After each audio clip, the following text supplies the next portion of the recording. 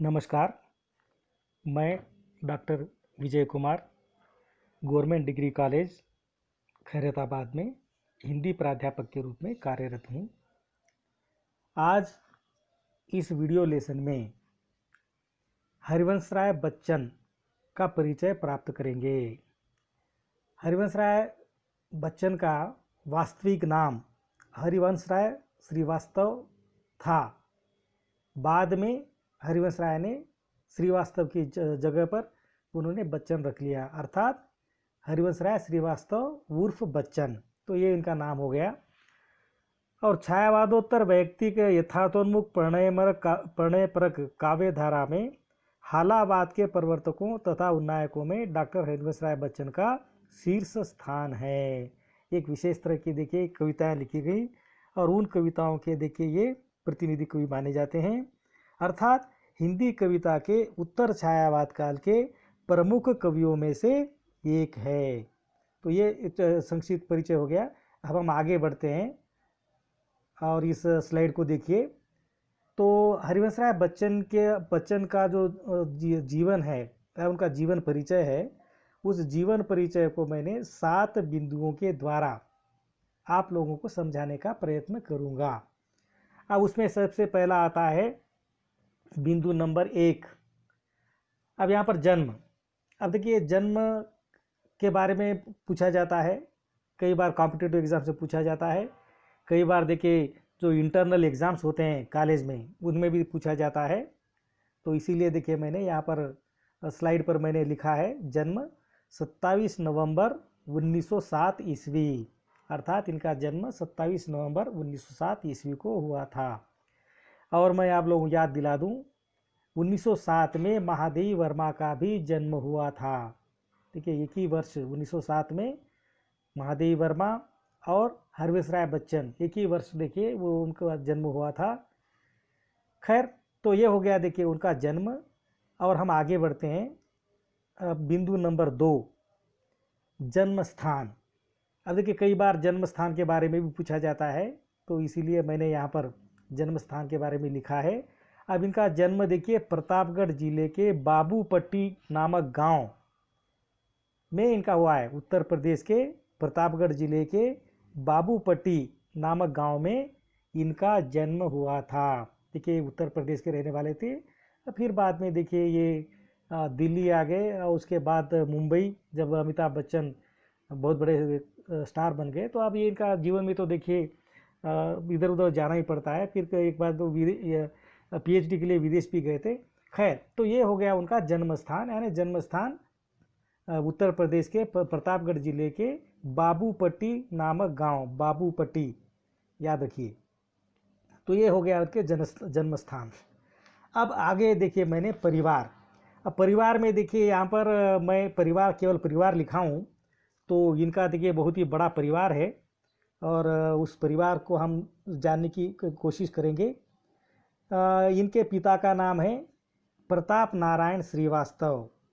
देखिए हरिवंश राय बच्चन के पिता का नाम था प्रताप नारायण श्रीवास्तव और माता का नाम था सरस्वती देवी। ये दोनों देखिए माता पिता है उनके, प्रताप नारायण श्रीवास्तव और सरस्वती देवी। वह एक कायस्थ परिवार से थे। छोटी आयु में उन्हें बच्चन नाम से पुकारा जाता था, जिसका अर्थ बच्चा होता है। अब देखिए ये जो कहानी है ना हरिवंश राय श्रीवास्तव से बच्चन होने की, तो कहा जाता है कि जब हरिवंश राय बच्चन छोटे थे तो बच्चन बच्चन नाम से उनको पुकारा जाता था। बच्चन का मतलब है बच्चा, तो बच्चा बच्चा और बच्चन, तो शायद इसीलिए बाद में देखिए उन्होंने श्रीवास्तव की जगह बच्चन नाम रख लिया। तो इनकी देखिए 2 शादियां हुई। पहली पत्नी श्यामा बच्चन। अब श्यामा बच्चन उनके मृत्यु के बाद उन्होंने दूसरा विवाह किया और दूसरी पत्नी का नाम है तेजी सूरी था। बाद में देखिए तेजी बच्चन हो गया, अर्थात पहली पत्नी श्यामा बच्चन के मृत्यु के बाद तेजी बच्चन से उन्होंने विवाह किया। और इनकी जो संतानें हैं, कहा जाता है कि इनकी 2 संतानें थी, दोनों भी बेटे ही थे। एक का नाम है अमिताभ बच्चन और दूसरा है अजिताभ बच्चन। अब अमिताभ बच्चन को तो हर कोई जानता है कि वो सदी के महानायक है और अजिताभ कहा जाता है कि वो बहुत बड़े बिजनेसमैन हैं।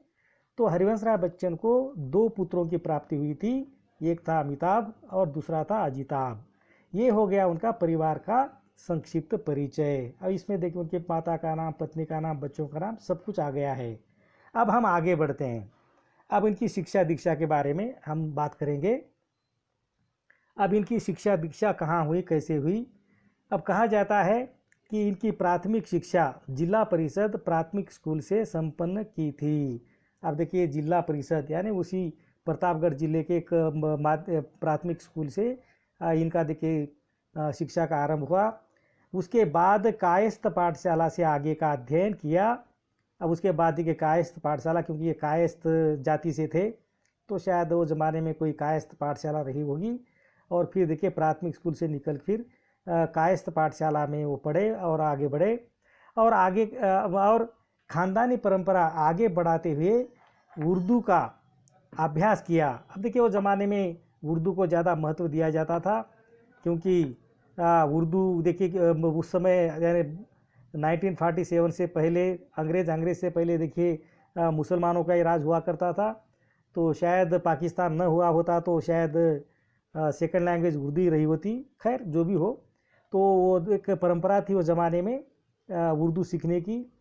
तो कहा जाता है कि हरिवंश राय बच्चन को भी उर्दू यानी उनके पिताजी उन्होंने उर्दू का भी उनको अभ्यास कराया या उनको पढ़ने के लिए प्रेरित किया। अब उसके बाद उन्होंने प्रयाग विश्वविद्यालय में एमए की पढ़ाई की। अब उसके बाद देखिए जब वो एमए में गए, जब देखिए वो पोस्ट ग्रेजुएशन एमए के लिए गए तो उस समय वो देखिए प्रयाग विश्वविद्यालय में एमए की पढ़ाई की।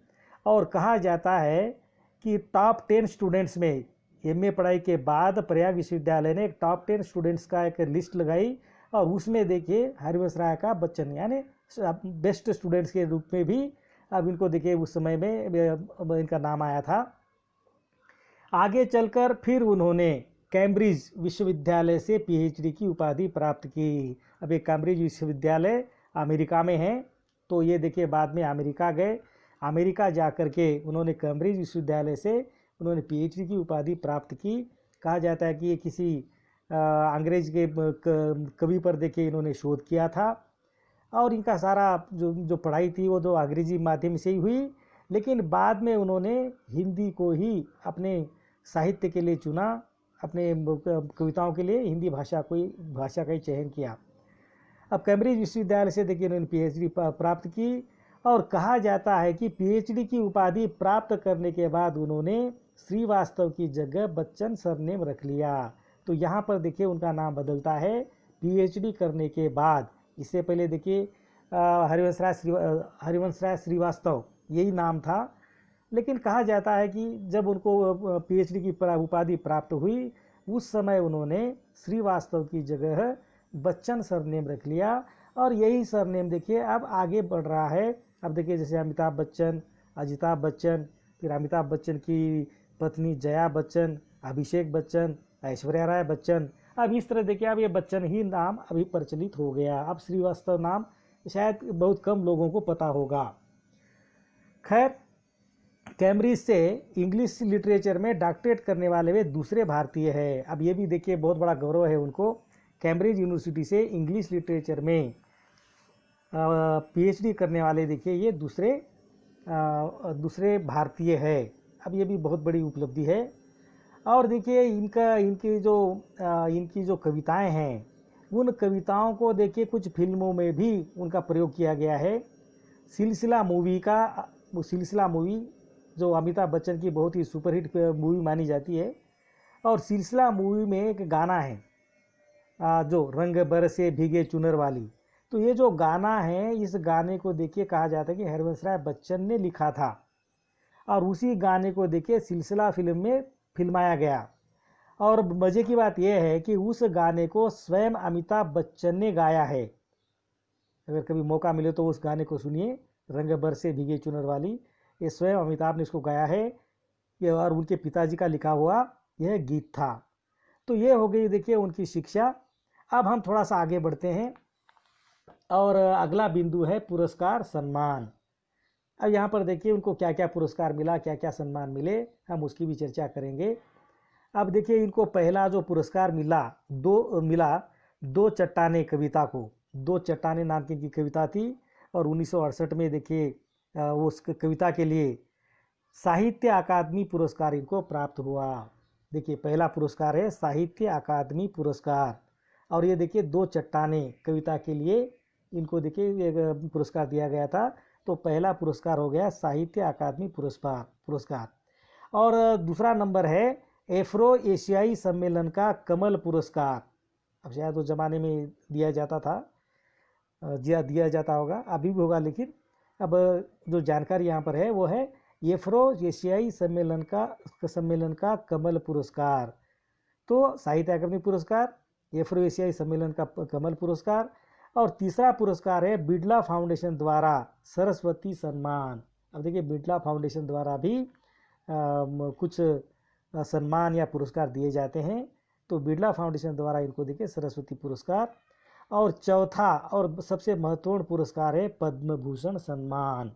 अब देखिए पद्म भूषण भारत सरकार द्वारा दिया जाता है, और ये देखिए साहित्य की सेवाओं के लिए, यानी जिस क्षेत्र में जो सेवाएं देते हैं उनको देखिए भारत सरकार उनका चयन करती है।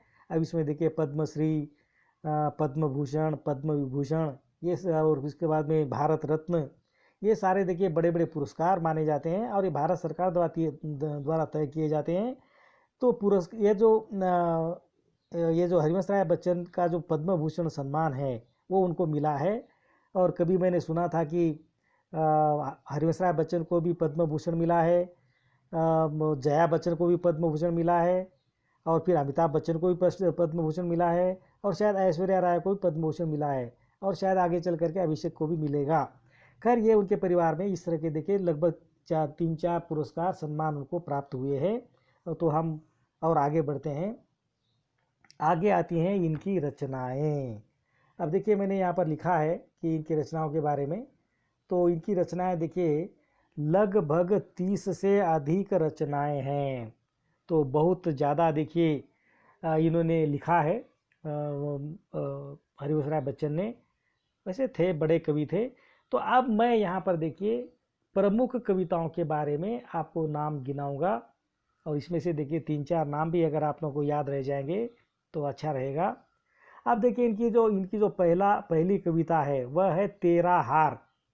तेरा हार देखिए 1932 में इनकी पहली कविता प्रकाशित हुई थी, उसका नाम था तेरा हार।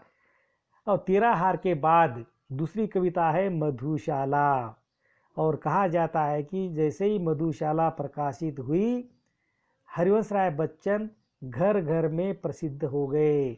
मधुशाला उनकी बहुत ही प्रसिद्ध रचना मानी जाती है। मधुशाला के बाद फिर मधुबाला आई, मधुबाला के बाद फिर मधुकलश। तो ये जो मधुशाला, मधुबाला, मधुकलश, ये तीनों जो काव्य संग्रह है या कविताएं हैं बहुत ही प्रसिद्ध हुई है, और इन कविताओं के कारण ही पूरे भारत में देखिए हरिवंश राय बच्चन जाने लगे एक कवि के रूप में। अब उसके बाद देखिए निशा निमंत्रण। अब देखिए निशा निमंत्रण देखिए इनकी देखिए 5वीं रचना है निशा निमंत्रण। अब ये निशा निमंत्रण जो कविता है, कहा जाता है कि उनकी पत्नी श्यामा बच्चन के मृत्यु के बाद लिखी गई कविता है, और कहा जाता है कि श्यामा बच्चन के बाद, उनकी मृत्यु के बाद लगभग 1 वर्ष तक हरिवंश राय बच्चन निष्क्रिय रहे, उन्होंने कुछ नहीं लिखा। अर्थात शायद उनको अपनी पत्नी के देहांत का इतना बड़ा सदमा उनको लग गया था, और इसीलिए शायद उन्होंने 1 वर्ष तक देखिए उन्होंने कोई कविता नहीं लिखी। फिर बाद में देखिए निशा निमंत्रण, तो निशा निमंत्रण देखिए श्यामा बच्चन जी को ध्यान में रखकर ही लिखा गया है, और कहा जाता है कि इस निशा निमंत्रण में लगभग श्यामा बच्चन और हरिवंश राय बच्चन का जो जीवन है वह जीवन ही इसमें प्रतिबिंबित हुआ है, ऐसा कहा जाता है। अब उसके बाद है एकांत संगीत, आकुल अंतर, सतरंगिनी, हालाहल, बंगाल का काल, खादी के फूल, सूत की माला, मिलन यामिनी, प्रणय पत्रिका, धार के इधर उधर, आरती और अंगारे, बुद्ध और नाचघर, त्रिभंगिमा, 4 खंबे 64 खूंटे। अब देखिए 4 खंबे 64 खूंटे भी प्रसिद्ध रचना है। 2 चट्टानें। अब देखिए इससे पहले हमने 2 चट्टानों का जिक्र आया था। 2 चट्टान कविता के लिए इनको देखिए साहित्य अकादमी पुरस्कार मिला था। बहुत दिन बीते, कटती प्रतिमाओं की आवाज़, उभरते प्रतिमानों के रूप, जाल समेटा, नई से नई, पुरानी से पुरानी। ये सारी देखिए उनके कविताओं के नाम है या काव्य संग्रहों के नाम हैं। अब इनमें से अगर देखिए 3-4 भी अगर याद रख लेंगे तो शायद परिचय में लिखने में काम आएगा। और इसमें देखिए मधुशाला, मधुबाला, मधु कलश, निशा निमंत्रण। अब इस तरह देखिए जो प्रमुख उनकी जो कविताएं हैं, प्रसिद्ध कविताएं हैं, उनको भी अगर याद रख लेंगे तो चलेगा। अब देखिए इन्होंने कविताओं के साथ साथ, अब देखिए यहाँ पर मैंने रचनाओं 30 से अधिक लिखा है, तो काव्य काव्य की चर्चा तो हो गई, लेकिन अब हम निबंध। अब देखिए इन्होंने निबंध भी लिखे हैं और उन निबंधों के नाम है नए पुराने झरोके, टूटी छूटी कड़ियाँ। ये देखिए उनके निबंध है, ज़्यादा नहीं है, 2 ही संग्रह है, नए पुराने झरोके और टूटी छूटी कड़ियाँ। अब उसके बाद इन्होंने कुछ समीक्षाएं भी लिखी है। कवियों में 100 में संत, ये इनका समीक्षा ग्रंथ है, रचना है, जिनमें देखिए कवियों में 100 में संत जिस रचना का नाम है। अब उसके बाद देखिए इन्होंने कुछ आत्मकथाएं लिखी है। आप देखिए इनकी जो आत्मकथाएं बहुत ही प्रसिद्ध हुई है हिंदी साहित्य में। तो इनकी आत्मकथाएं हैं, क्या भूलूं क्या याद करूं, नीड़ का निर्माण फिर, बसेरे से दूर, 10 द्वार से सोपान तक। अर्थात 4 भाग में हरिवंशराय बच्चन ने अपनी आत्मकथा लिखी है। क्या भूलूं क्या याद करूं से शुरुआत करते हुए नीड़ का निर्माण फिर, बसेरे से दूर, 10 द्वार से सोपान तक। ये देखिए 4 उनकी आत्मकथा है और इन 4 रचनाओं में उन्होंने अपना सारे जीवन को समेट करके रख दिया है। अब आगे बढ़ते हैं कि उन्होंने कुछ अनुवाद भी लिखे हैं, तो कुछ अनुवाद भी यहाँ पर अनुवाद की भी हम चर्चा करेंगे। अब अनुवाद के रूप में देखिए उन्होंने नेहरू राजनीतिक जीवन चरित्र, शायद ये अंग्रेजी में था, अंग्रेजी से देखिए उन्होंने हिंदी में लिखा, नेहरू राजनीतिक जीवन चरित्र। उसके बाद 64 रूसी कविताएं, यानी कुछ रूसी कविताओं का भी इन्होंने हिंदी में अनुवाद किया। मरकत द्वीप का स्वर और नागर पिता, हैमलेट। अभी देखिए हैमलेट देखिए ये शेक्सपियर की रचना है, तो हैमलेट कविता का भी उन्होंने अनुवाद किया है। भाषा अपनी भाव पर आए और किंग लियर। इस तरह देखिए ये उनकी रचनाएं हैं, अनुवादित रचनाएं हैं और उन्होंने इस तरह देखिए रचनाओं का अनुवाद किया है। अब देखिए अब ये तो देखिए लगभग 30 से अधिक इनकी कविताएं हैं और बच्चन का काव्य बहुमुखी अनुभूतियों का दर्पण है। उनके काव्य में प्रेम, निराशा, अवसाद के साथ राष्ट्रीय तथा सांस्कृतिक चेतना के स्वर निहित है। बच्चन की लोकप्रियता का आधार मधुशाला काव्य है। इसीलिए मैं कहा था मधुशाला, मधुबाला, मधुकलश। उसमें केवल हाला के लिए तड़प न होकर क्रांति का स्वर, विद्रोह की भावना, परंपरा का विरोध, जातिवाद का खंडन तथा समन्वयात्मक भावनाओं का प्रतिपादन भी है। उधर खयाम की रुबाइयों में से वे इतने प्रभावित हुए कि उन्होंने उसी की समता पर मधुशाला, मधुबाला तथा मधुकलश की रचना कर हिंदी में नवीनवाद का प्रचार किया, जो हालावाद के नाम से प्रसिद्ध हुआ। अब देखिए छायावाद के बाद हालावाद के प्रतिनिधि कवि है हरिवंशराय बच्चन। निशा निमंत्रण कवि की आत्माभिव्यक्ति है। पत्नी के वियोग से कवि के हृदय पर छाया हुआ दुख, निराशा, अवसाद का गहन अंधकार इस काव्य में व्याप्त है। एकांत संगीत, आकुल अंतर में कवि घोर एकाकीपन का अनुभव करता है। उसमें सबसे प्रबल स्वर यामिनी तथा प्रणय पत्रिका में दर्शित होता है। बच्चन की प्रवृत्ति रचनाएं समष्टिपरक है। सामाजिक गतिविधियों के प्रति जागरूक कवि के विचार इसमें प्रकट हुए हैं। चित्रात्मकता तथा गीतात्मकता उनके काव्य की विशेषताएं हैं। इन गीतों में सुबोधता तथा सरलता है। उन्होंने अपने काव्य में लोक धुनों का भी प्रयोग किया है। छायावाद और छायावादोत्तर युग के मध्य बच्चन एक महत्वपूर्ण कड़ी रहे हैं। ध्यान दीजिए, छायावाद और छायावादोत्तर युग के मध्य बच्चन एक महत्वपूर्ण कड़ी रहे हैं। वे जनजीवन के कवि हैं। मानवीय भावनाओं की अत्यंत सहज, सरल तथा स्वाभाविक अभिव्यक्ति उनके काव्य में हुई है। तो ये सारी उनकी रचनाएं हैं और उनकी रचनाओं की विशेषताएं हैं। तो हम अब ये रचनाएं बिंदु से आगे बढ़ते हैं और आगे है उनका निधन। अब देखिए इनका निधन हुआ है 18 जनवरी 2003 मुंबई, और देखिए 95 यानी 95 वर्ष की आयु में इनका निधन हुआ है, और वो भी देखिए मुंबई में। उनके बेटे मुंबई में रहते हैं, अमिताभ बच्चन। तो अब कहा जाता है कि अमिताभ बच्चन ने अपनी माँ तेजी बच्चन और हरिवंश राय बच्चन का उन्होंने बहुत सेवा की है। कभी कभी देखिए टीवी में या इधर उधर कहीं पढ़ने को मिल जाता था। खैर, तो देखिए इनकी मृत्यु 95 यानी 95 वर्ष की आयु में इनका निधन हो गया। और इस तरह देखिए एक युग की कवि का अंत हो गया। अब हम देखिए आगे बढ़ते हैं। अब देखिए अगली स्लाइड में देखिए कविता का नाम है तू क्यों बैठ गया है पथ पर। अब क्वेश्चन मार्क, तू क्यों बैठ गया है पथ पर। अब ये कविता का नाम है। और ये जो कविता है, ये कविता देखिए निशा निमंत्रण से ली गई है। ध्यान दीजिए, इससे पहले भी मैं निशा निमंत्रण की मैंने चर्चा की है बार बार। और ये जो निशा निमंत्रण है, ये देखिए उनकी पत्नी मरने के बाद उन्होंने इस रचना को लिखा था। और इस निशा निमंत्रण में कहा जाता है कि श्यामा बच्चन और हरिवंश बच्चन का जो जीवन है वो सारा जीवन इस कविता में, इस रचना में प्रतिबिंबित हुआ है।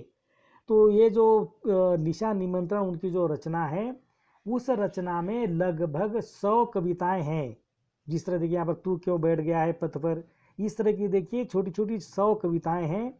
और 100 कविताओं के माध्यम से हरिवंश राय बच्चन श्यामा बच्चन के साथ बिताए हुए उनके हर पल की देखिए वहाँ पर उनमें प्रस्तुति हुई है। तो ये जो 100 कविताएं हैं उनमें देखिए ये जो तू क्यों बैठ गया है पथ पर ये जो कविता है, ये देखिए 94 नंबर की कविता है। से 1 2 3 सीरियल से जब 100 कविता है, 100 कविताओं में तू क्यों बैठ गया है पथ पर यह 94 यानी 94वीं कविता है, जो देखिए हमारे पाठ्यक्रम में रखी गई है। अब इस कविता में अब ये वो अमिताभ बच्चन क्या हमें संदेश देते हैं। प्रस्तुत रचना में बच्चन ने प्रेरणात्मक ढंग से यह बताने का प्रयास किया है कि जीवन में निराश नहीं होना चाहिए, बल्कि सकारात्मक सोच से आगे बढ़ना चाहिए। जीवन के पथ में आने वाली विपदाओं का सामना साहस के साथ करना चाहिए। क्योंकि ये बात समझने के लिए शायद हरिवंश राय बच्चन को 1 वर्ष लगा, क्योंकि 1 वर्ष तक उन्होंने कोई रचना नहीं लिखी और शायद अपनी पत्नी के गम में वो पड़े रहे। लेकिन बाद में उनको एहसास हुआ कि भाई हमें आशावादी बन करके जीवन में आगे बढ़ना चाहिए। तो यहाँ पर देखिए अमिताभ बच्चन का उनका देखिए स्वयं का अनुभव यहाँ पर हमें दिखा रहे हैं। शायद वह भी देखिए अपनी ज़िंदगी से निराश हो गए थे, लेकिन बाद में उनको समझ आई, शायद बाद में उनको लगा कि भाई नहीं, ज़िंदगी को इस तरह देखिए समाप्त नहीं करना चाहिए, और उन्होंने आशावादी बन करके वह आगे बढ़े। और आज हमारे सामने देखिए उनकी कई बहुत सारी रचनाएं हमें प्राप्त होती है, और बाद में देखिए इतने महान कवि बने। इसलिए देखिए छोटी छोटी बातों को लेकर निराश नहीं होना चाहिए। और यही संदेश यहाँ पर देखिए हरिवंश राय बच्चन इस कविता के माध्यम से हमें देते हैं। अब यहाँ पर देखिए ध्येय न हो पर मग आगे, बस धरता चल तू पग आगे। अब वो बोल रहा है कि आपका अगर कोई ध्येय नहीं है, कोई लक्ष्य नहीं है, समझे, कोई ध्येय नहीं है, कोई लक्ष्य नहीं है, फिर भी तू आगे बढ़ता रहे, क्योंकि रास्ता तो है। देखिए आपका कोई लक्ष्य नहीं है, ध्येय नहीं है, वो बात अलग है, लेकिन रास्ते तो है। पर है मग माने मार्ग, पथ, रास्ते तो आगे है। आप देखिए आपके मन में कोई भावनाएं नहीं है, कोई ध्येय नहीं है, अगर कोई देखिए संकल्प नहीं है, फिर भी तू क्या कर कि रास्ते पर चलने का प्रयत्न कर। बस धरता चल तू पग आगे, अर्थात धीरे धीरे देखिए मार्ग पर तू आगे बढ़ने का प्रयत्न कर। है ना। कभी कभी देखिए हमारे जीवन में कुछ ऐसी घटनाएं हो जाती है कि भाई हम सोच नहीं पाते कि भाई हमें क्या करना चाहिए, क्या हो रहा है, इस बात की यही नहीं होती है। लेकिन ऐसे में भी हमें देखिए सकारात्मक विचारों के साथ हमें आगे बढ़ना चाहिए। तो यहाँ पर देखिए हरिवंश राय बच्चन इसीलिए बोलते हैं कि अगर आपके पास कोई ध्येय नहीं है, कोई लक्ष्य नहीं है, फिर भी रास्ता तो है, बस तू उस रास्ते पर आगे चलने का प्रयत्न कर। बैठ न चलने वालों के दल में तू आज तमाशा बनकर। वो बोलते हैं चलने वालों के दल में, अर्थात सारी दुनिया चल रही है, सब लोग देखिए अपने अपने उद्देश्य के लिए, अपने अपने कामों के लिए, अपने अपने जीवन के लिए सब लोग धीरे धीरे आगे बढ़ रहे हैं। तो ऐसे में अगर तू बैठ जाएगा तो लोग तुम्हारा तमाशा बनाएंगे, अर्थात लोग तुम पर हंसेंगे। इसीलिए तू चुपचाप न बैठकर तू आगे बढ़ने का प्रयत्न कर, नहीं तो देखिए लोग तुम्हारा तमाशा बनाएंगे। और ऐसा कह करके तू क्यों बैठ गया है पथ पर, फिर से देखिए वह इसी पंक्ति को दोहराते हैं। अर्थात यहाँ पर अमिताभ बच्चन बोल रहे हैं कि जब आपको कुछ भी न सूझे, ऐसे समय पर भी हमें जीवन में आगे बढ़ने का प्रयत्न करते रहना चाहिए। यानी धीरे धीरे जब आगे बढ़ेंगे तब कोई न कोई मार्ग सूझेगा। अगर आप आगे नहीं बढ़ेंगे, आगे नहीं चलेंगे और एक ही जगह आप देखिए बैठ जाएंगे तो हमारा जीवन समाप्त हो जाएगा। अर्थात जीवन का नाम ही है चलना, चलती का नाम गाड़ी बोलते हैं ना।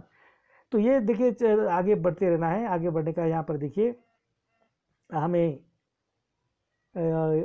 ये प्रेरणा देते हैं। और उसके बाद है उसमें अगली 4 पंक्तियां हैं।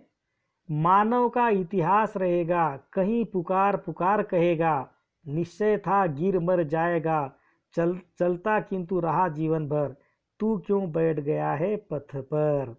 अब इन पंक्तियों में भी वही बात आ रही है कि मानव का इतिहास रहेगा कहीं।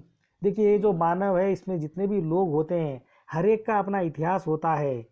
और पुकार पुकार करेगा, निश्चय था गिर मर जाएगा, चलता किंतु रहा जीवन भर, तू क्यों बैठ गया है पथ पर।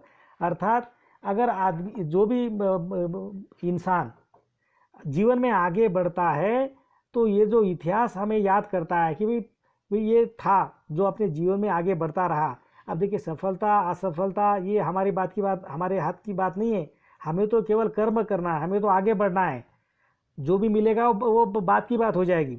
इसीलिए देखिए हरिवंश राय बच्चन बोलता है कि मानव का इतिहास रहेगा कहीं, पुकार पुकार कहेगा, निश्चय था गिर मर जाएगा, चलता किंतु रहा जीवन भर। अर्थात अब तो आप मर जाएंगे, गिर जाएंगे या असफल हो जाएंगे। आप जीवन में देखिए कुछ भी होता रहता है, लेकिन लोग कहेंगे कि भाई कम से कम ये जीवन भर चलता रहा, जीवन भर संघर्ष करता रहा। अर्थात संघर्ष करना ही अपने हाथ में है, तू क्यों बैठ गया है पथ पर। और इस तरह देखिए चुपचाप आपको हाथ पर हाथ धरे बैठे नहीं रहना है, आपको देखिए अपने जीवन में कुछ न कुछ करना ही है, चाहे कुछ भी हो। क्योंकि अब जीवन है, जीवन में तो देखिए नई नई चुनौतियां आती रहती है, इसलिए देखिए हमें उन चुनौतियों का सामना करते हुए आगे बढ़ता रहना चाहिए। अब यहाँ पर देखिए ये पाठ्यक्रम की देखिए अंतिम पंक्तियां हैं, 4 पंक्तियां। अब इन पंक्तियों में भी वो बोल रहे हैं, जीवित भी तू आज मरासा, पर मेरी तो यह अभिलाषा, चीता निकट भी पहुंच सकूं मैं, अपने पैरों पैरों चलकर, तू क्यों बैठ गया है पथ पर। अब यहाँ पर देखिए बोलते हैं जीवित भी तू आज मरासा, अर्थात जो इंसान अब कुछ काम नहीं करते हैं या कुछ आगे बढ़ने की प्रयत्न नहीं करते हैं तो एक तरह से देखिए उनका जो जीवन है मृत्यु के समान ही है। यानी अगर आप जीवित है तो आपको दिखाना होगा ना कि आप जीवित है। अर्थात जो कुछ नहीं करता है, चुपचाप बैठे रहता है, अपने गम में खोया रहता है, यानी जो निराशा भरा जीवन जो होता है, ऐसा जीवन देखिए मरे हुए के समान है। तो यहाँ पर देखिए कवि बोल रहे हैं, जीवित भी तू आज मरासा, अर्थात आज तू जिंदा है लेकिन मरे हुए के समान है, क्योंकि तुम चुपचाप बैठ गए हो, कुछ आगे बढ़ने की कोशिश नहीं कर रहे हो। फिर आगे बोलते पर मेरी तो यह अभिलाषा, वह बोलता है पर मेरी यह अभिलाषा है, चीता निकट भी पहुंच सकूं मैं, अपने पैरों पैरों चलकर। अब देखिए बहुत बड़ी बात, बहुत गहरी बात यहाँ पर हरिवंश राय जी बोलते हैं कि चीता निकट तक पहुंच सकूं मैं अपने पैरों पैरों चलकर, अर्थात मरते दम तक हमें देखिए प्रयत्न करते रहना चाहिए, चाहे हमें सफलता मिले या न मिले। ये तो देखिए अपनी किस्मत की बात है, लेकिन मृत्यु तक यानी हमारे अंतिम क्षण तक, जब तक हमारा जीवन है तब तक हमें निरंतर आगे बढ़ते रहना चाहिए। यानी मृत्यु के पास आने के बाद भी, मृत्यु होने तक हमें कुछ न कुछ करते रहना चाहिए। तू क्यों बैठ गया है पथ पर, फिर बाद में देखिए वही बात आती है, तू क्यों बैठ गया पथ पर, अर्थात वो बोलते हैं कि भी इंसान को कभी अब चुपचाप बैठे नहीं रहना चाहिए, चाहे कितनी भी परेशानियां हो, चाहे कितना भी संकट हो, जीवन में आगे बढ़ना चाहिए। अर्थात प्रस्तुत रचना में बच्चन ने प्रेरणात्मक ढंग से बताने का प्रयास किया है कि जीवन में निराश नहीं होना चाहिए, बल्कि सकारात्मक सोच से आगे बढ़ना चाहिए। जीवन के पथ में आने वाली विपदाओं का सामना साहस के साथ करना चाहिए, और ये ही देखिए वास्तविक जीवन है। तो इस कविता के माध्यम से हमें आगे बढ़ने का, आशावादी बनने की प्रेरणा मिलती है। और इस तरह यहाँ पर यह कविता समाप्त होती है। नमस्कार।